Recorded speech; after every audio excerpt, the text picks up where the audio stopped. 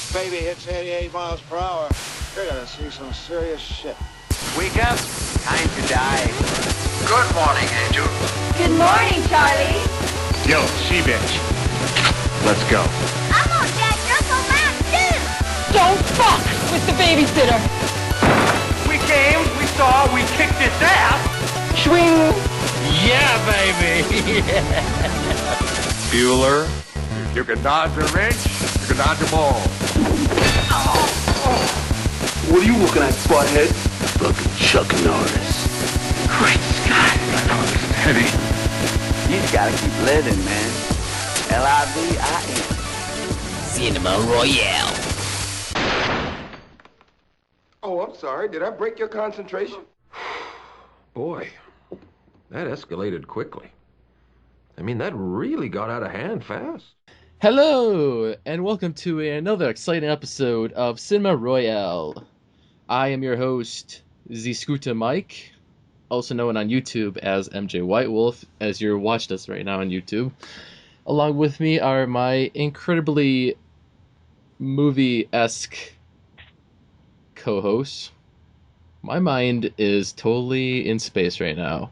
What is with that? Anyways, James Sullivan, hi me dude.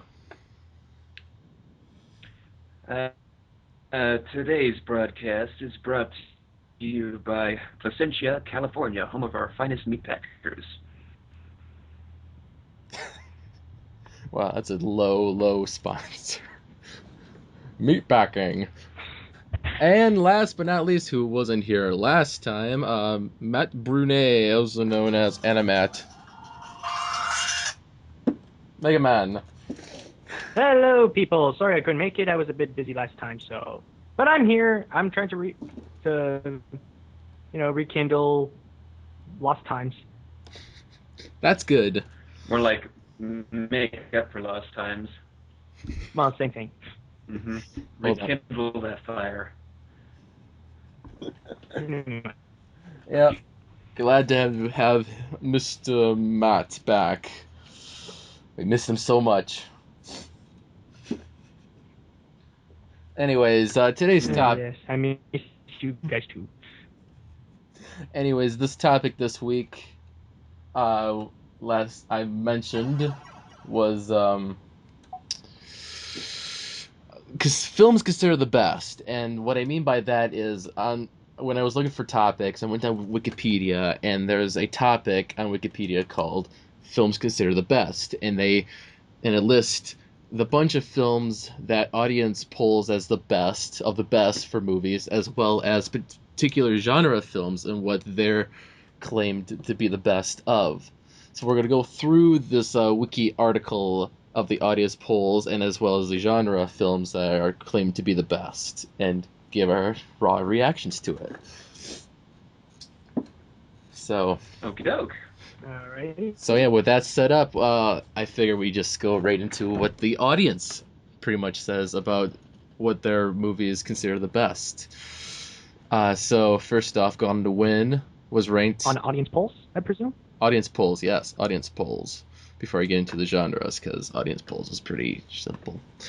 As I was saying, Gone with the Wind was ranked as the greatest film in a poll surveyed by Harris Interactive between January 15th and 22nd of 2008. Star Wars came in second place, and Casablanca came in third. Gone with the Wind was also picked as the best film for Best in Film, the Greatest Movies of All of Our Time. It currently holds the 157th position on IMDb's list. So Gone with the Wind, is that a good film? Is it the best? I personally have not seen it. Frank. I haven't seen it either, so frankly, I don't give a damn about this movie. Ka-ching! Next. Okay, I think just to save time, maybe we should go through the rest of these just by listing off the titles. Or I think it'll be better because if we just Like, we're just going to be mostly, this one! I haven't seen it. Okay, next. This one! All right. So. I haven't seen it. Okay, fine. All right. Next. Exactly. So I'll just read right through it. I'll just you do this how you like. I'll just do it as I should. All right. Let me just go. Casablanca. Consonant Blanca? What? Casablanca. Casablanca, you know, the airplane one. Gotta be a beautiful French there. Mm-hmm. Or, yeah, the Bogart. Yeah. I honestly have not seen this. Yeah, me neither. The closest that I've seen is that one particular scene with the airplane, and that was in the Great Movie Ride at Disney World. Ah, okay. Yeah, you can't go anywhere without. You can't go through your lifetime without seeing that scene. It's like. Yeah, pretty much. Did you hear about the rumor that, like, in the Great Movie Ride, apparently they say that they have the actual airplane for that scene in the movie? Well, in the Great Movie Ride. It doesn't surprise me at all. Yeah. But anyways, it was just a rumor. Yeah, and I could just predict the comments for those episodes. You guys have not seen this movie or that movie. You guys are nuts. Let's see. Call yourself. Oh, we're gonna get so much to those comments. I know we're gonna get so much comments for saying we're not seeing this movie or that movie. Yeah, I mean, I don't care. I don't care either. Next. Let's see. Let's see. Next one in the audience polls is Seven Samurai from 1954. And apparently it's one of the highest rated action movies as well. I wish I've seen it. Yes, this is a... I've seen it. I haven't seen it. How was it? I have to say that it is a terrific for the times and for the budget and for what they were given to work with. It is visually splendid, very splendid, a very nicely timed little action piece, and it's considered actually to be the first modern action movie, or one of them at least, I think. And when you watch the movie, you kind of get that sense, like with all the slow motion shots that they use, and then they have the gimmick where somebody gets you see somebody get sliced in half, but it takes like a moment for them to fall over dead. You ever see that in an action movie or a cartoon? Yeah. Oh, yeah. This is kind of where that started, was with this movie. Oh. Interesting. Next on the audience polls list is The Godfather and The Godfather Part 2. I have seen the first Godfather, but not the second one. Like, I've actually seen the Godfather at school. So, and oddly enough, I had to see it at school twice. Once last semester, and again this semester. I had to analyze it both in a cinematic point of view and mostly like in a character point of view about like Michael Corleone and Don Vito. And I have to say, yeah, it really is a good movie, but it really tries to make you think a lot, so you have to see it more than once to completely understand it. It's like one of those movies. Mm-hmm. Yeah,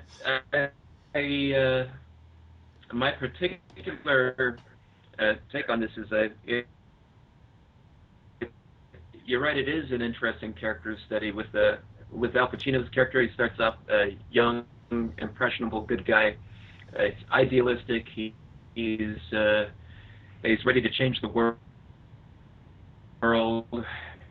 and then what happened? He goes from that character to what valuing his family business because that's his family, and then the idealism turns on its head, and he becomes somebody else. So it's not promoting that lifestyle. It's showing a character transformation, though, how it would or how it could happen. Definitely. Like it's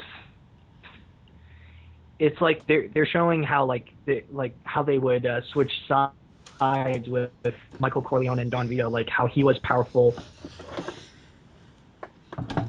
and then suddenly he's now a family man, and how Michael was a family man and now becomes like the all powerful Don. And that's I think how these movies, gangster movies, should be viewed, is that they're not if they show characters like Scarface or the Corleones, these characters are not they're not meant to be idols. Although I could probably give you a list of people who might consider them idols. They're not meant to be idols. Just look at watch the films and look at the crap that happens to them and say, would you want that to happen to you? I don't think so. Yeah, really. There was a scene where, you guys all seen part one, right? So I don't mind saying a few scenes here and there. I've seen it, Mike. I don't care if you spoil it. Pacino's wife in the movie gets blown up in a car, but if you look right before the car blows up, you notice she's actually not in the car. It's a classic movie that got away with the goof.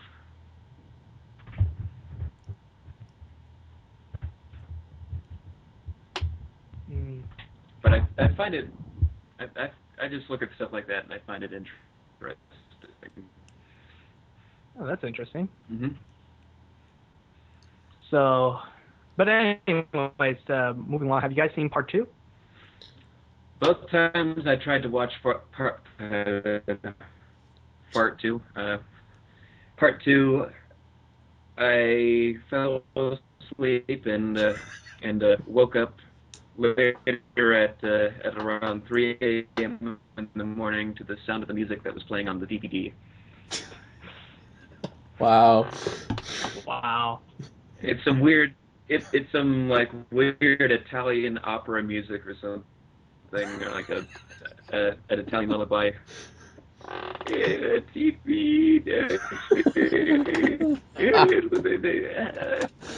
Oh man.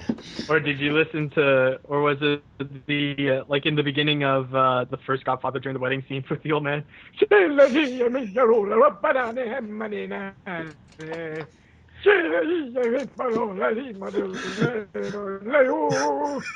sound like my Jewish uncle. Really? I'm sorry, I can't stop laughing. Nah. All right. Anyways, and laugh. It makes it more interesting. It does. And just so you know, I have not seen The Godfather or Godfather Part 2, so. I haven't seen part two either, actually. So. Only number one. So yeah. I've heard I'm supposed to avoid part three at all costs, so we'll just skip that for now. Yeah. Cross of Iron. What is Cross of Iron? What is Cross of Iron? No idea. Iron. Sorry. Iron. It's about a cross, and it's made of iron. Does it has a Jesus in it? No, it's based from what I read. It's a James Coburn World War II period film. So I have no idea. Never heard of it. I never heard of it either. Me neither. It's very forgettable. So, moving on to the one we most likely have seen, Star Wars and its sequel, The Empire Strikes Back. Okay. Come on. The heck is that? I don't know. It's like some obscure 70s action movie. I thought you said we're not doing those obscure things. I thought I said that earlier. I thought Something about they. It's weird. It's like they have these swords and they're made out of light, you know. But it's pretty cool. I know what it is. Isn't it that Eco Raptor video? You know, the one that it was like he was with his friend and they were fighting with these glow sticks and stuff.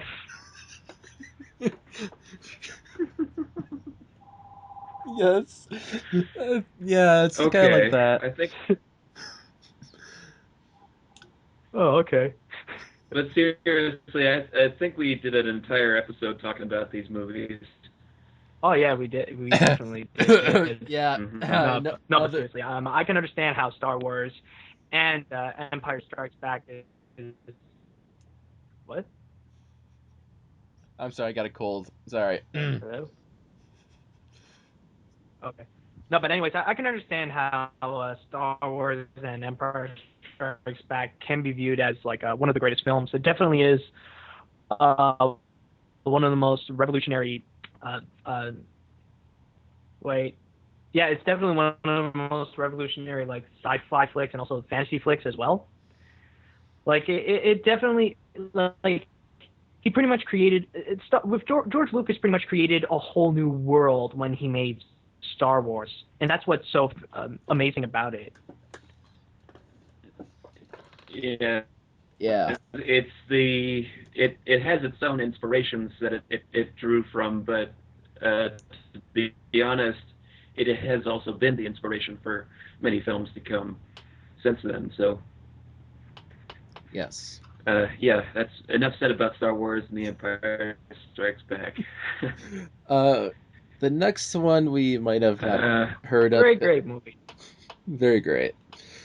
Rise the Red Lateran. What? Rise of the Red Lateran. Raise the Red Lantern. Raise of the Red Lantern. It's been voted as the best Asian film. I don't know the Red Lantern, but I know the Green Lantern. You know the Green. So it's an Asian film, and I have not heard of it. We got him dying laughing. Schindler's on to the next one. Schindler's List. Have you seen Schindler's List with Liam Neeson? Schindler's List. Mm-hmm. Oh yeah. Never seen this one. I've actually seen it, but there's two things about it. One is that it's been a while since I've actually seen it, and number two, I saw it in French. Oh, jeez. Because I saw it in high school, pretty much. Oh. Oh, I thought it was because you were in Canada. Oh no, it's not. No. It's mostly because like I was in a French high school, so I saw it there, and it just so happens to be French. Oh. Well, I've seen it in high school. Okay. I had to see it in high school as well, but it was in English. It definitely is. From what I could say, it definitely is like a truly tragic. Yeah, it was actually we need to stop talking over each other, really. Exactly, just one person talk at a time. The popcorn system. Popcorn James. So shall we move on, or do we have more to say about Schindler's List? No, I just say I think it was a really good film, and you get to see a lot of boobies in it. When I first saw it in high school, I was like, "Whoa, nudity alert!" Oh. Last I checked, there's a lot of old people in that movie. Oh yeah, there's a lot of old people. I'm sorry. Yeah, I saw a lot of nudity in the old World War II times. Yeah, I did see. Yeah, I haven't seen Schindler's List, but I did watch the old footage that they have of bodies being dumped. So yeah, there was a lot of nudity, but it wasn't sexy. I was just kidding with that. Jeez. I know. The Shawshank Redemption. You cannot be sexy in Japan. Oh, jeez. Shawshank Redemption. Oh god, that was terrible. I remember when I've seen the Shawshank Redemption, the great story of Andy Dufresne. Mostly with Morgan Freeman mostly talking around the background. It is a pretty decent movie, I will say. I've seen it a few times, actually. I suppose you could call this a jail movie. In a way. In that subgenre, it's definitely the best. Mm-hmm. I've seen a couple of different cuts on this, and this was a Stephen King short story before it was a film. One of the few that wasn't horror or fantasy based, coming from Stephen King, but comes across as very believable in terms of character development for all the characters all around, and I enjoy it. I think I'm surprised that this one didn't get any Academy Awards. Looking back on it, mm-hmm. So yeah, it's like 1994. But it would be interesting to look back and see what did win that year and what Shawshank lost to. So we could just be like, No, huh? wait. I could check that right now. So. I think I remember what it was. I mean, I think I was reading about it, and I think didn't Forrest Gump come out in the 90s as well, like 94 as well? Yep. I think Forrest Gump won the Best Picture. Yeah, it was Forrest Gump. That's what I thought. Yeah, it did. I could have told you that. You know, and from what I'm checking, apparently it didn't it got nominated 7 times at the Oscars. It didn't even win 1. What else did it lose to?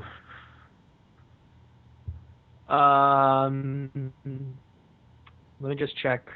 Let's see, Forrest.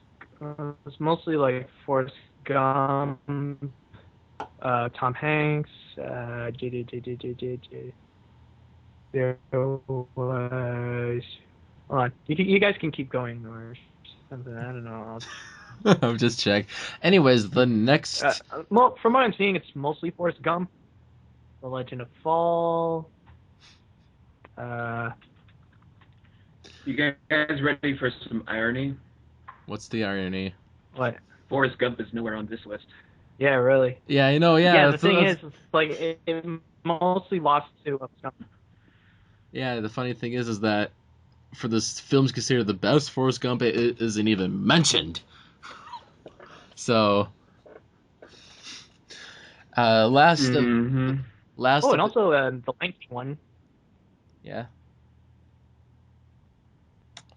The last of the audience polls of what they think is the best, and it includes the Lord of the Rings trilogy.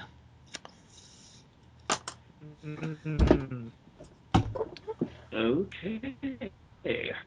That personally, I do have to agree. I think The Lord of the Rings is possibly the best film adapted from a fantasy book, because I remember they say that there was a time when they say that it was really impossible to fully adapt The Lord of the Rings, even if Ralph Bakshi already made one adaptation from the first 2 books. But it's not really much, honestly. I thought it was just okay, but what Peter Jackson did, it was really fantastic. I think he did an amazing job with all 3 of the films, and I really do like it. Mm-hmm. Lord of the Rings, I understand it really seemed to bring back a lot of things that were sorely missed from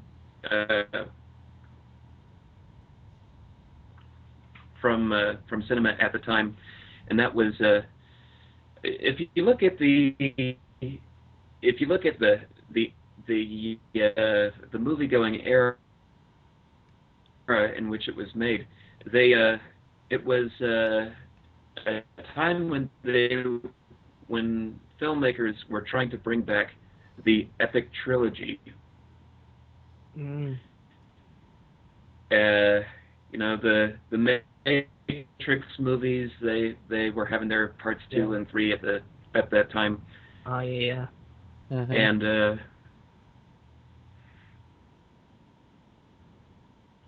I think there were a few others, but and the Harry Potter movies were just kicking. Mm-hmm. Okay, what do you have to You say just about Lord of the Rings trilogy, Mike? Anything? I personally have not seen the Lord of the Rings trilogy. And you're gonna say, what? Yeah, that's seen it? Yeah, how dare he? That's one of the greatest fantasy films of all time. I haven't got around to it. Any of them? Okay. Okay. I'm alright. I'm okay. I'm alright. All right, I so could do this. so the audience polls are completely done. Now we can go through genres if you want. So what genre of films do we want to talk about? Ooh, we got action, animated, Christmas, comedy, comic book / superhero, courtroom, crime and gangster, disaster, documentary, epic, fantasy, high school, horror, thriller, musical, mystery, political and historical, propaganda, religious, romance, science fiction, sports, war, and western films. Whew. Pick a genre.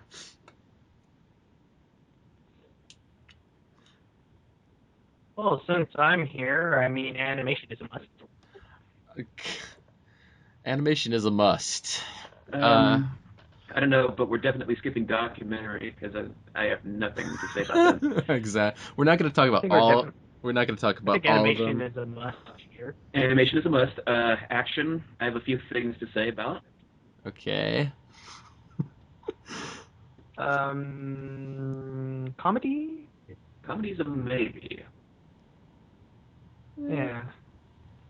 Well, we'll see. We'll go through the list and see what happens. Let's see. So, Matt. Disaster movies. Disaster. Disaster. It's a disaster. Damn it. I would like to hand off the animation section of the best considered films in animation to Matt. Yay! So he gets to mention... are we starting with that one? Yes, you are. You're going to start with that one, and you're going to mention each best animated film and talk about it. And we react. Okay. Oh, cool. All right. So let's start with the first one, which is also the first American animated film, Walt Disney's Snow White and the Seven Dwarfs. I think I accidentally clicked on an episode of Animation Look Back. Or is that you actually talking, Matt? No, that's me. Okay. That's funny. No, but anyways, yeah, the first one is Snow White and the Seven.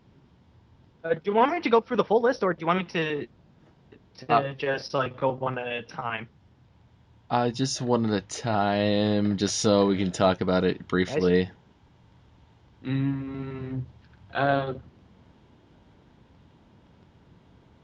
right.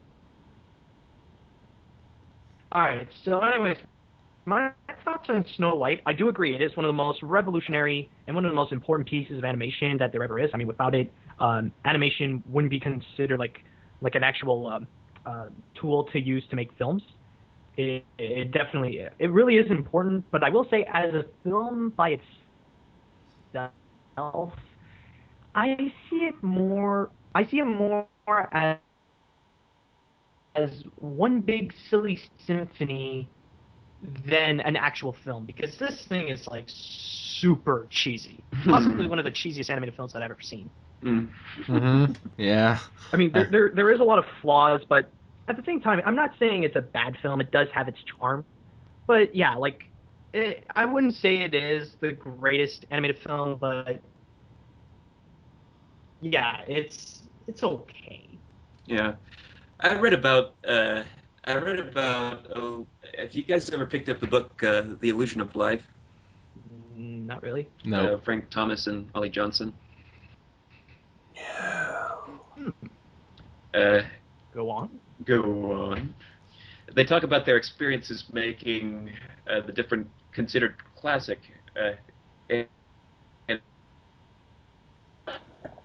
animated films, and this was definitely one of them. There's not well, I have to agree with you, Matt. It is very cheesy and maybe a little bit sometimes too happy. There is a moment that makes me cringe, legitimately cringe to this day, about the movie, and there's a reason for it. It's the scene between the hunter and Snow White. He's been ordered to pick Snow White off, but he can't do it. Mm-hmm. And when I watched that scene, they had actually taken that scene through many different phases. They said, well, maybe instead of actually letting her go, maybe he wants to kill her because he's a bad guy, or maybe it's he's legitimately going to be a good guy all throughout. You know, they tossed ideas around the table, and what they come up with is a scene where he doesn't want to, but he feels like he has to, and so when I watched that scene now, I mean, it was frightening as a kid, but I enjoy watching it now and looking at his expressions as he has to carry out his duty, and you just have to wonder the expressions are perfect. I do have to agree. It's like, what is going through this guy's mind right now? I'm gonna die if I don't do this, and I'm gonna hate myself if I do this. You said doo-doo. Anyways, no, but I truly find that the Huntsman is definitely one of the most interesting characters for me, because, like, if you think of all the characters in Snow White that went on to have, like, a major legacy, everybody knows the characters, even the little woodland creatures. The Huntsman is actually the least popular of them all. You know, like, he would be like the most likely character that would end up in an Epic Mickey video game. They should do that, I think. If they decide to make an Epic Mickey 3 with another company. Oh. Mike, what about you? I think it is a marvelous film.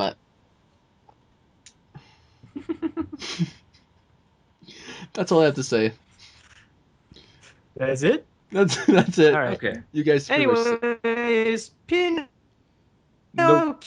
the second. What?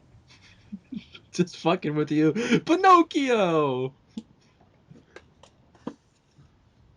Yes, Pinocchio, the second animated film by Walt Disney and ranked the #1 greatest animated movie of all time by Time Magazine. I don't particularly like this one, but I do have to admit, at work recently, I seem to be singing one of the songs from the movie, just to cheer myself up, and that's "Hi diddly dee, an actor's life for me." Yeah. I think Pinocchio, personally, it's possibly the first actual Disney film, because like I said before, Snow White is just one big silly symphony, but Pinocchio is really like the one where they actually decide to have like fully fleshed out characters, an actual plot, and there's a lot of godforsaken dark elements. Like to this day, like the Pleasure Island scene has been scaring a lot of people for a long time. And when I mentioned it on my top 10 scariest Disney moments, I think that's the one that people got the most reaction out of. I can definitely see why. But at least they didn't go as far as the book did. Oh. Bad little boys turn into donkeys and die of old age. Ooh. Oh my. Die of old age? Yes. Technically, I got a feeling like how they did it in Pinocchio as well is pretty dark, because you don't know what happens to the donkeys afterwards. Pinocchio doesn't go out and save them. Like, they're on their own. Yeah, they're up their creek without a pedal. Yeah, pretty much. Yep. I always like to think that one of the kids that they caught was Eddie Murphy. He ended up being the most successful of the donkeys. He was the only good donkey that. He's the one that made the coachman laugh. Hey, what's that really weird smile that you make? You know that you really do scare me. You should make those smiles, because you look more like a pedophile. You're not a pedophile. You're trying to scare kids. You don't want to scare kids that way. You just want to scare kids by turning them into donkeys.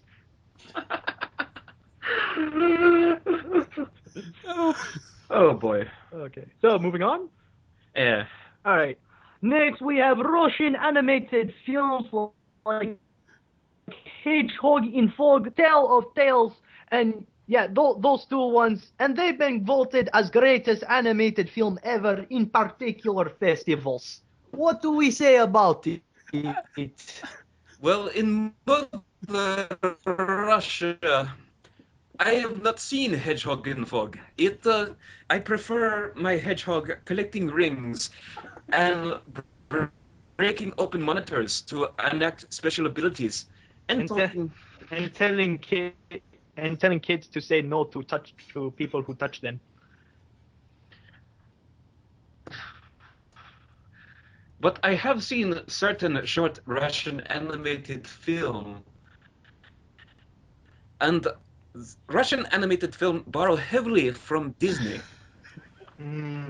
I know this much. Only closest Russian film that I've seen was Anastasia, and that was made in Phoenix by a man named Don Bluth. Oh yes, and the closest thing to Russian animated film I have seen is Russian Bambi, which was not animated, but live action with deer. Oh, really? Do they talk? No, but they put poisonous snake around deer's neck. What? Is that the new Man in the Forest? The snake is in the forest. No, snake in forest. Come on, baby. Let's go ice skating.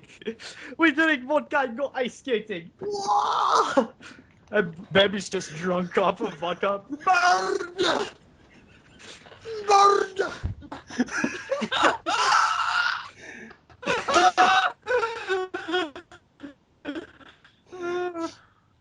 Okay. No, but in conclusion, I have not seen any of these Russian animated films. They might be a good for a future watch. Oh, yeah. Good review material. Next up we have My Neighbor Totoro and... No, it's Nausicaa, the Valley of the Wind. Oh. You skipped one, you dingus! I know you don't want to talk about Nausicaa, but we have to talk about it because it's on the list. Okay, Nausicaa. Okay. Yeah, so I have not seen any of those films. Seriously. I have nothing to talk about. I'm just laughing my ass off here. Okay, Nausicaa and the Valley of the Wind and My Neighbor Totoro. Yes. Both very creative Miyazaki films. You can always like what you see in a Miyazaki film. It's always uh, the level of creativity is off the hook. It's definitely visually appealing, that's for sure. And but Nausicaa is a special case because while it was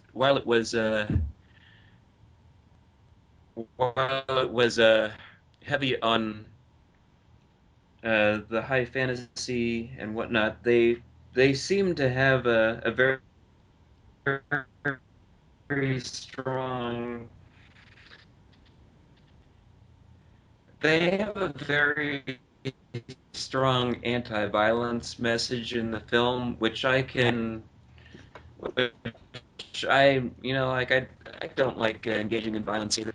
So that I had a little bit of a beef with the message with the film.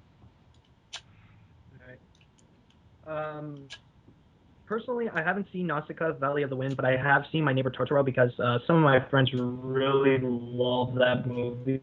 Like, it's like their childhood movie. I didn't really get the movie because my biggest problem with Totoro is that there's no plot. It's literally two girls enter in this new house, and that's it. That's the plot.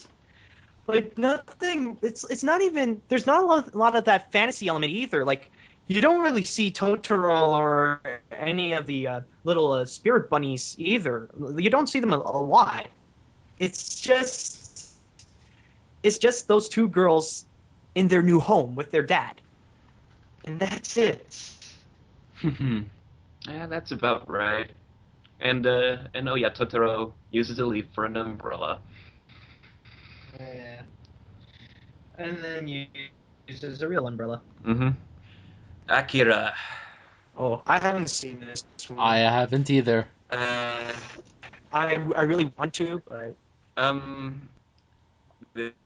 this is a movie for people with a very strong hypertension fetish. hypertension? What do you mean by hypertension? Look it up after this. The they it's about a kid who is given godlike powers and by by a group of scientists and why in this movie are scientists picking up strange kids off the street who were previously in punk gangs and giving them powers of a god? I wouldn't do that. I really would not do that. But hey, look, random kids. Let's turn them into Jesus. Except this is a Jesus that that does Hadoukens and kills people. So they want them to. So they made him like Goku. Yeah. Hey kids, you want to be a Super Saiyan? Here you go. Mm-hmm. Don't use your power for evil. Yeah. But it's from a perspective of having a person being given too much power. The film, I can see where this film is considered the greatest. Mm-hmm. Definitely, yeah. Okay, Mike. So we move on. Move on. Grave of the Fireflies. Another, I think another. Is it another Studio Ghibli film? It is a Ghibli film, but it is not Miyazaki. Ah, right. Personally, I just want to say this: I have not seen it, but my friends do, and they say that they always cry like babies when they see it. It's like one of the most depressing films of all, and that's why I'm a little hesitant to actually go and see it. I'd say that's about right. Yeah. It's it's a film that shows the perspective of the bomb dropping on Japan from a perspective that we're not commonly shown here in the West, but doesn't spend any time preaching heavily about that. It just spends most of the time showing what a shithole this kid's life is. Mm-hmm. So, while I would recommend seeing it at least once, I'm not going to say it's one of my personal favorites. All right. But coming up on our next one. Oh, let's see what's next. Roger Rabbit! Oh my god! That was a good film. It's a very good film. Yes, this is definitely one of the best. Yeah, definitely the best. It says the film was also ranked the best animated / live action hybrid from Entertainment Weekly, and I have to say I do agree with that. The use of animation and the mixture of live action is beautiful. They really got it right with this one, and I absolutely love it. And just the core idea is purely genius. It sets the standard for films like it that try to follow the same formula. I think in terms of live action animation hybrids. And fun fact: there's for those of us who are interested in actually reading the books these movies are based off of, the author Gary Wolfe is actually releasing a third Roger Rabbit book this year. Oh, really? Mm-hmm. That's interesting. So, I think I've heard that as well. Yeah, it was also announced at the same time with the development idea of the Stooge. Have you guys heard of it? Yeah, I've heard maybe. about it. Yeah, I've heard of it. Well, just in case, for those of you for the viewers who don't know, the Stooge is pretty much a development idea. They're pitching it at Pixar right now to see if it could be approved or not. It's pretty much going to be a reenactment of the movie from the 60s or 50s with Jerry Lewis, and it would star Roger Rabbit and Mickey Mouse as as a buddy movie. And they're still going on with this idea. We don't know if it's confirmed or not. We'll see what happens. Okay.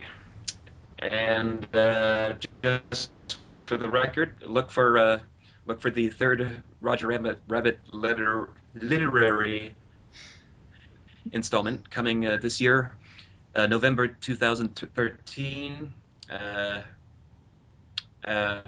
entitled "Who Whacked Roger Rabbit?" All right. Mm-hmm. I'll check out for that. All right. So, I suppose we move on to our next movie? Yes, indeed. All right. The 1991 Disney classic, rated #1 on IGN's top 25 animated film of all times, Beauty and the Beast. Now, for me personally, I think Beauty and the Beast is possibly the best Disney princess film. The one that every Disney film that stars like a princess or has a princess or something wants to be. Like, it has the animation is just gorgeous. The storyline, it really does work. It works out very well, and the characters are highly memorable, fleshed out, and some of the best even that Disney has ever made. Like, personally, I think the Beast is possibly the best Disney character ever created. Like, it sounds a lot, but like you have this you have this monster pretty much ruling this castle, but like we know about his backstory. It's like we're scared of him, but yet we sympathize with him as well. We understand what he's going through, and as time would move on, like he becomes more and more human and more of a a more likable, and we see a more gentle side of him. Mm-hmm. Yeah. You guys can go now. I agree with Matt. The mic is yours, Mike. Of course. I agree Oh, Mike was having problems? Nothing. I'm fine. How are you?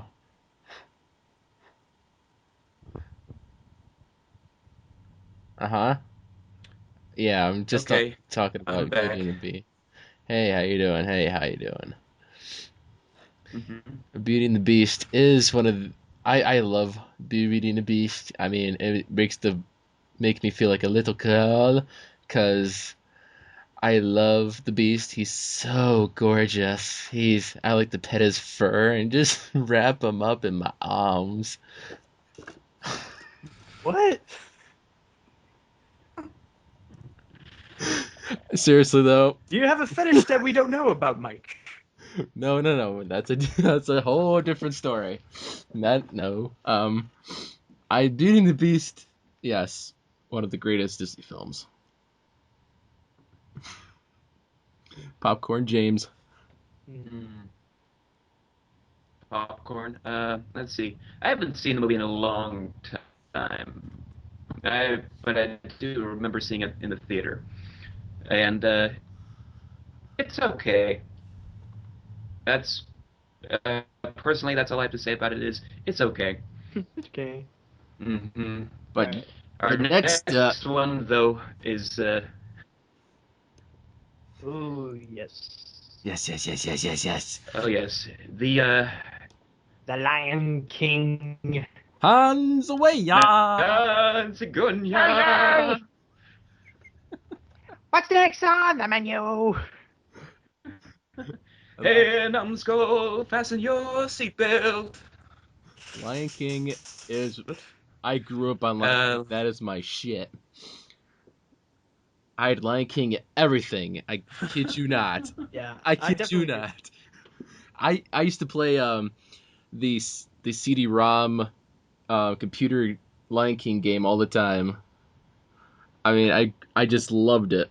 Lion King was like one of the best Disney films I ever seen in my life, and it was just the songs are perfect. I mean, I sang along to every single song when it came on.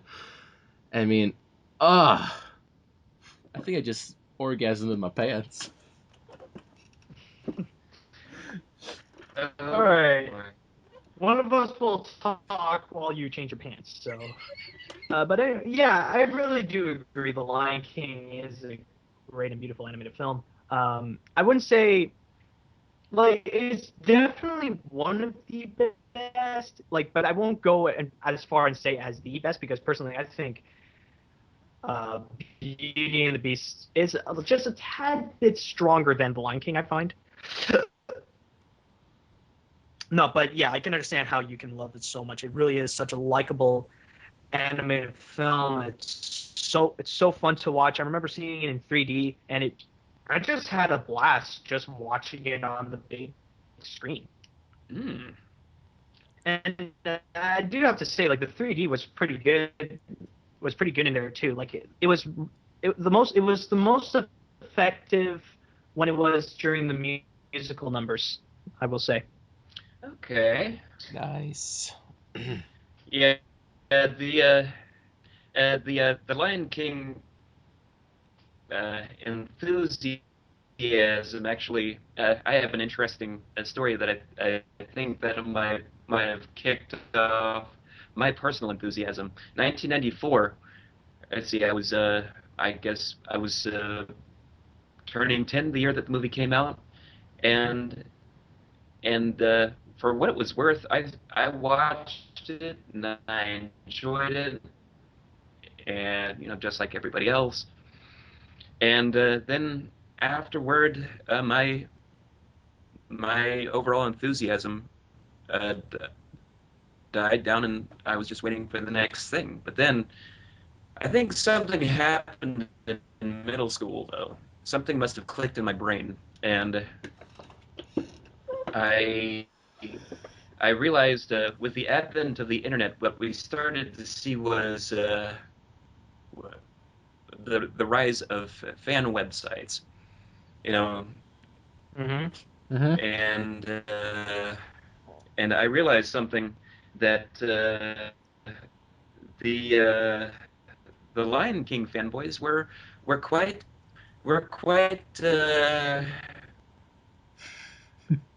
amazing in getting all of their information on the film. And I stumbled across a couple of websites, and once I realized that the movie was only the tip of the iceberg, there was so much that went into it.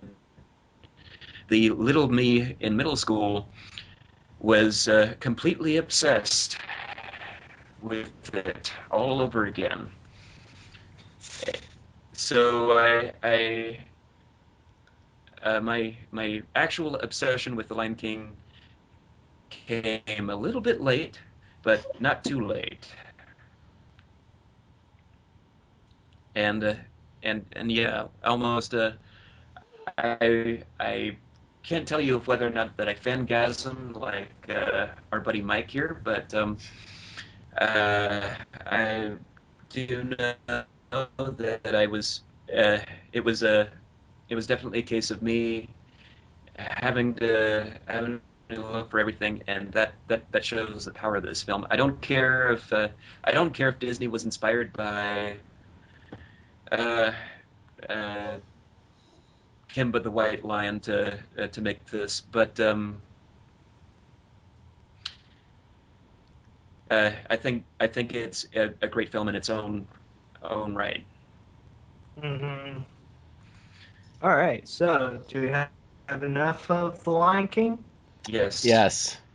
All right, let's move on to the first ever computer animated film, voted the number one of the top 100 animated films of all time by the Online Film Critics Society, Toy Story, and also Toy Story 2. What do you guys think? I'll let you guys speak first. Mike? Hold on. Uh-oh. Mike? Oh, wait, he's still there. Okay. It's all good. Hello. Sorry about that. Oh, nice burp, man. Nice. That's a nice intro. Thank you. That's a nice blooper. comeback. Blooper. Blooper for you. Blooper Mike, for you. are you there?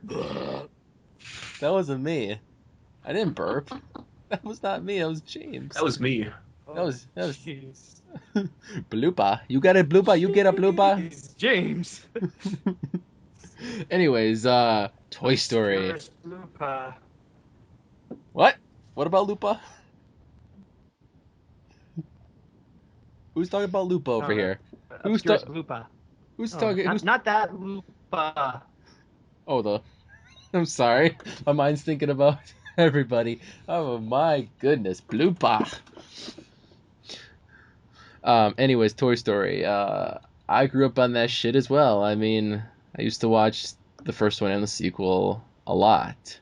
I mean, I used to basically the same thing with The Lion King. I mean, I grew up on Disney. That's during the 90s, and used to watch it and have fun.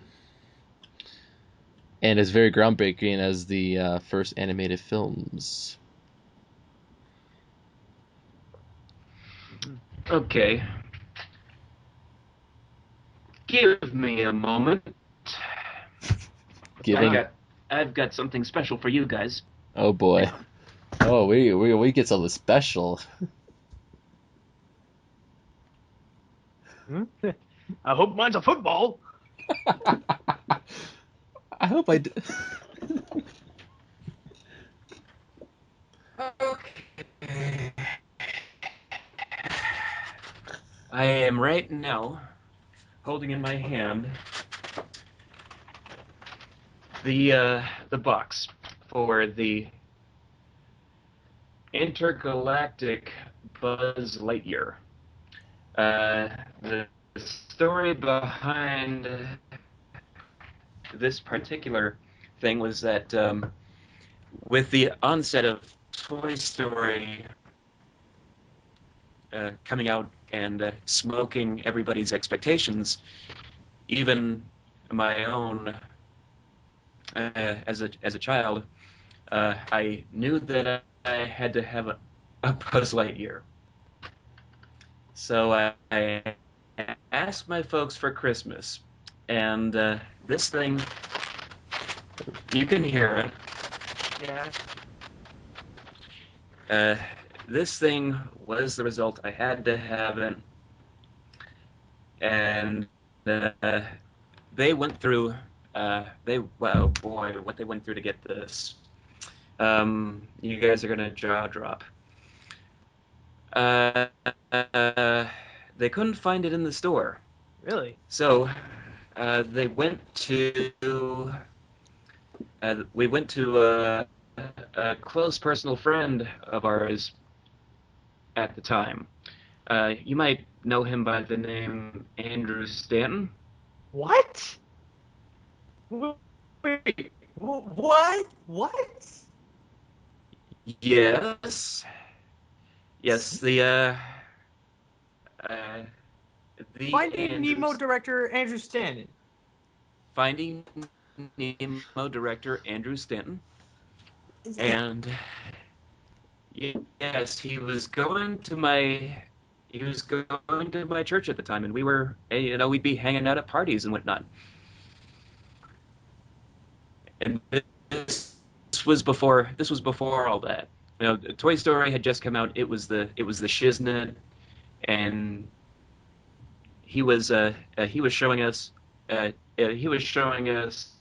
footage of the movie in its early stages. So when it came time for Christmas, I wanted this toy, and they went to him. They said, Andrew, one of your biggest fans right now needs to have this toy. And Andrew said, I actually got one for my son, but he didn't want it as much. So this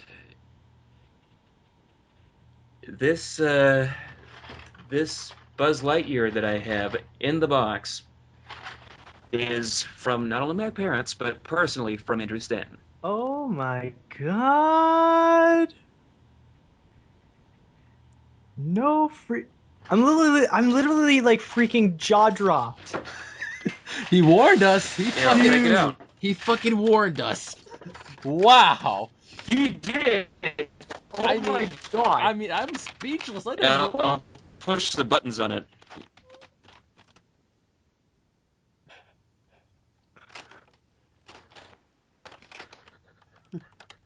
You can barely hear it, but Yeah, I can hear it a bit. I can hear it a bit. To and fro. It sounds like he has like an entire mouth full of nachos or something.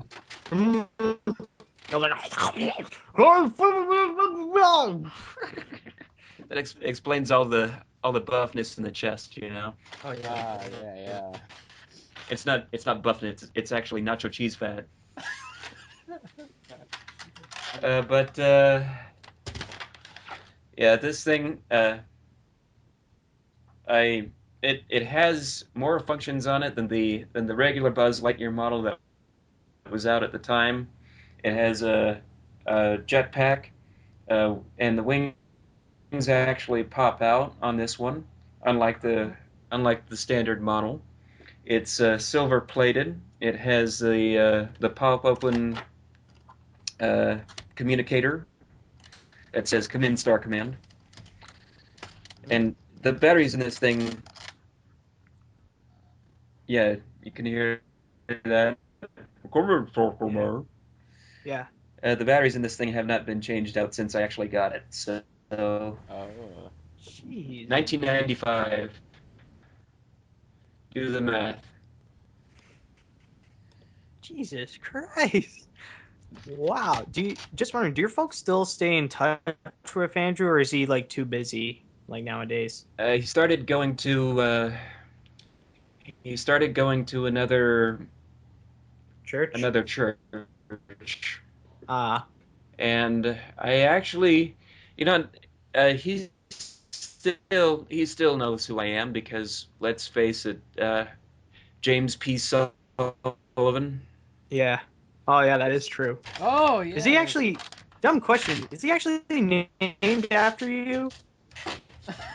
Yes. For real? For real.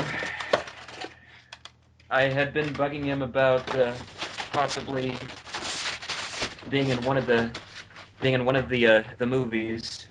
Oh my god. Because I thought that was going to be our direct line in as a little boy fantasy.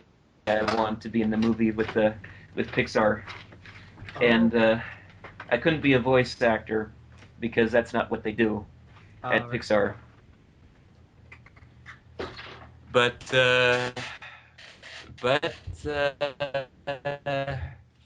apparently I ended up having one of their most well-known characters named after me. Wow, that's actually amazing. Yeah, I don't brag about it very much because it gets old, but I guess it's the price to pay, I guess. mm-hmm. So, yeah, Toy Story, though, back to that. Um, uh, the first Toy Story, when we got it on tape, I went through... Podcast. Huh? Oh yeah, we're going through a podcast. I forgot. Yes, you can keep as much as you want of that Story. story. Yeah. Yeah. Anyways. There was a ritual where every weekend I would switch off between what movie I wanted to see on tape. And so there was a period where every weekend, one weekend I would watch Toy Story, and the next weekend I would watch James and the Giant Peach, and then the next weekend it would be Toy Story, and so on and so forth. The cycle continues. So that was how much this movie is, and still to this day holds up. And but it poses a very scary question to me. What we know from Toy Story and Toy Story 2 is that there seems to be a glitch with the Buzz Lightyears. They're the only toys in this entire universe, this entire film universe, that actually believe they are who they look like. Oh yeah, that's true. So, what gives? Well, originally there was supposed to be like a completely different Toy Story 3 where all the Buzz Lightyears are pretty much glitched out, and they were sent to Thailand to be fixed. But the thing is that in Thailand, they pretty much dump the old one and give them a new one, which is going to be pretty bad for Buzz, like Buzz himself. So pretty much all the toys go out to Thailand and try to save Buzz. Like, that was the original idea for Toy Story 3 during the Circle 7 age. I remember that. So, they would have answered that question, but they went in a possibly better direction. Yeah, pretty much. Okay. So, shall we move on, or? Yeah, I think we're good. Are we all good for Toy Story? Are you good for Toy Story? Because I don't think you expressed your feelings.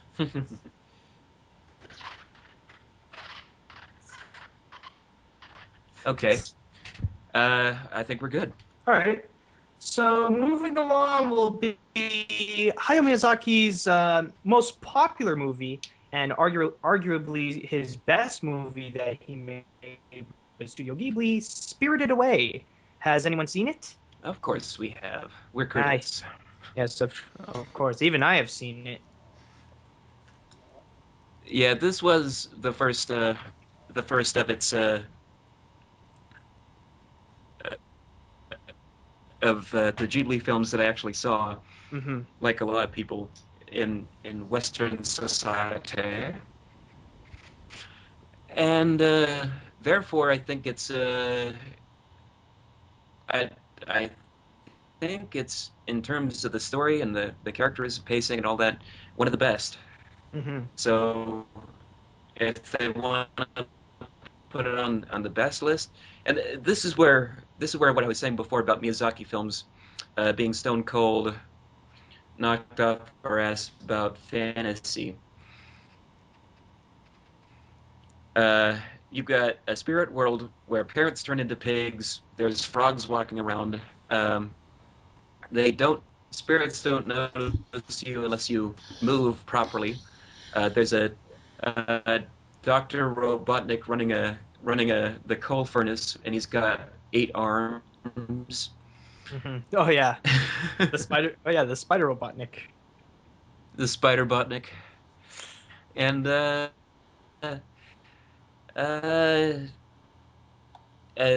apparently very very evil paper dolls, or are they evil? Hmm.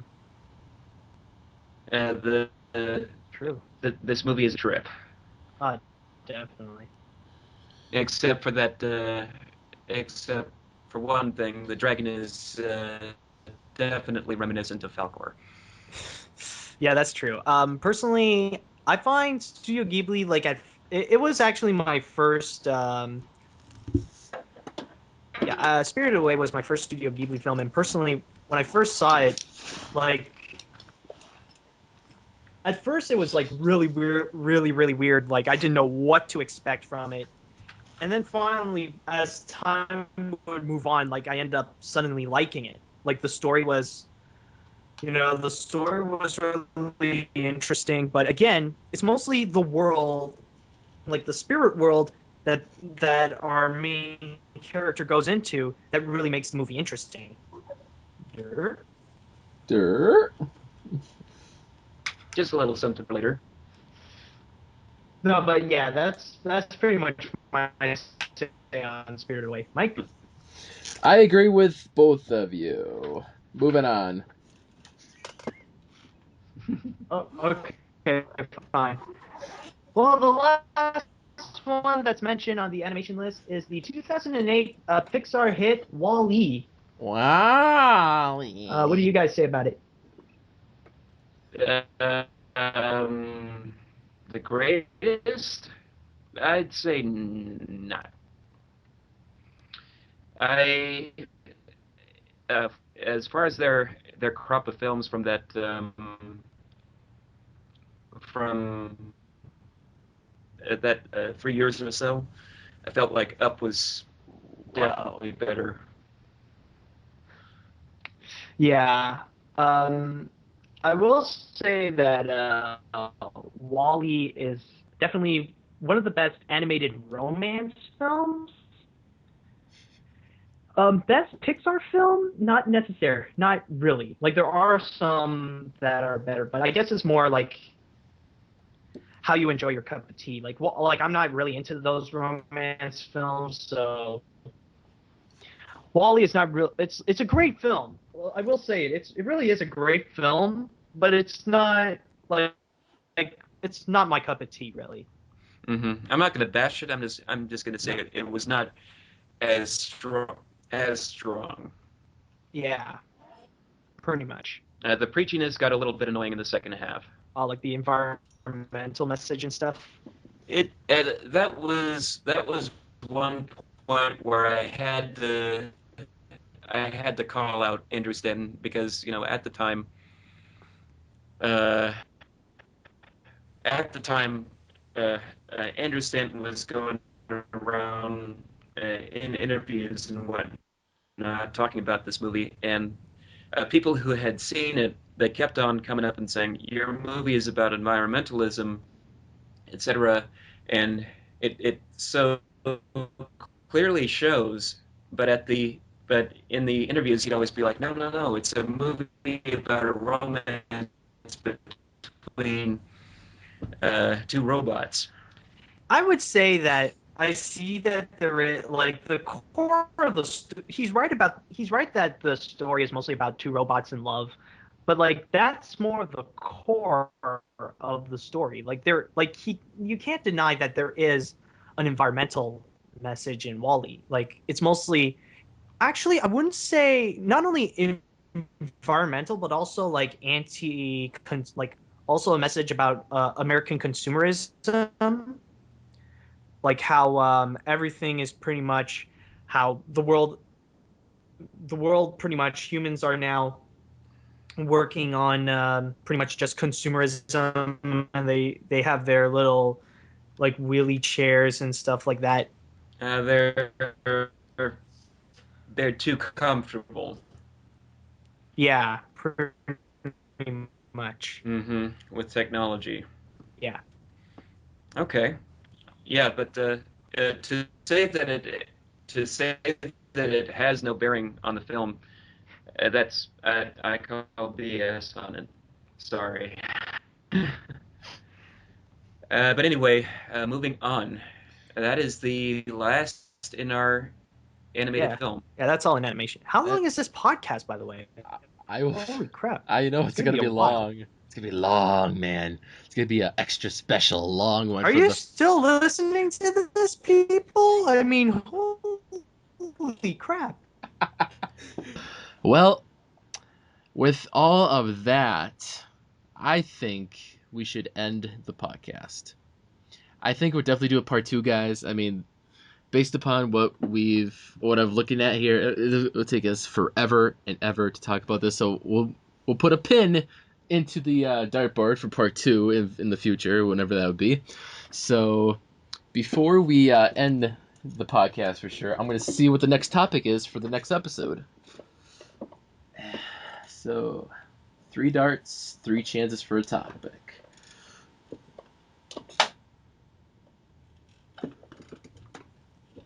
That's interesting. Next topic. Okay. The next topic is movies based on Broadway shows. Oh boy. Oklahoma.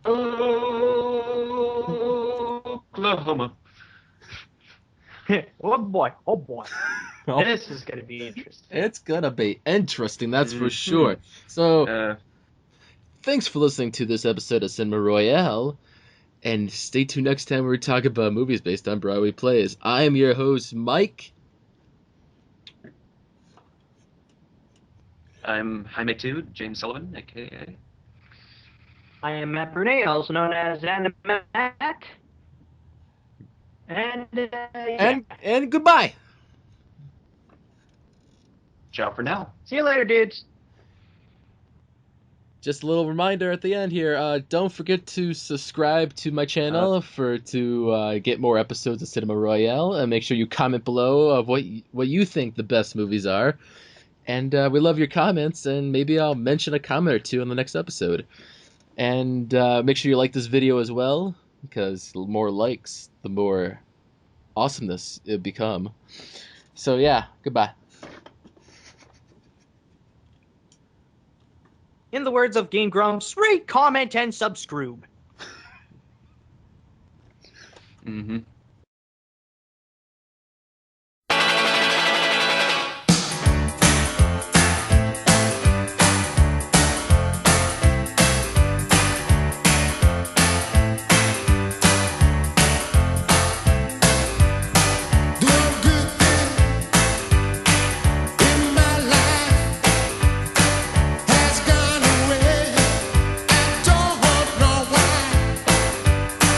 She's gone away.